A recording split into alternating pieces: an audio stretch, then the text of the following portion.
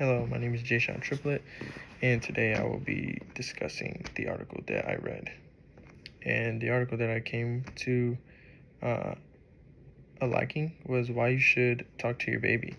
And in this article by Carrie Klein, it discusses the benefits in conversing with your baby or your infant, the success it correlates and relates to or links to, whatever word you want to use, later down the line for your baby.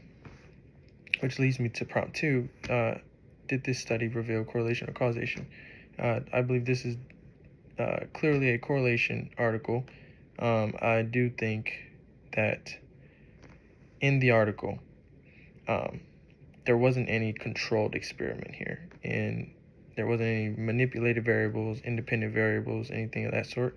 So I think through process of elimination, this has to be a correlation. Now, the definition of correlation, which is two variables in its relationship with it. I think obviously the two variables being conversing with the baby and the benefits or the later success down the line. Those are the two variables here. Not sure if I said how I know this. It speaks about this in chapter 1, page 24, in that segment of correlation, and later down the line it even talks about, I think 25, it goes into just how just because the relationship between two things doesn't automatically mean it causes that thing. So meaning, just because you talking to your infant does not mean they will have later success in their life, right? Because you have to nurture and care for your baby and speak to them in a very I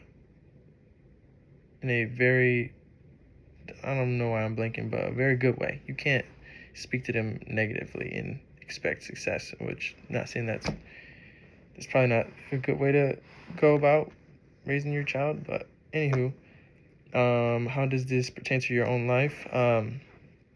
This applies to my life in an interesting way. I always had the thought that when you're speaking to an infant, subconsciously it's about how you say things, not about what you say. So I think that is a really cool, applicable thing for me and my family later down the line. Is beneficial to have intentional time with that. And one question it did bring up was the homeschooled and public school dynamic. How does that look between the two?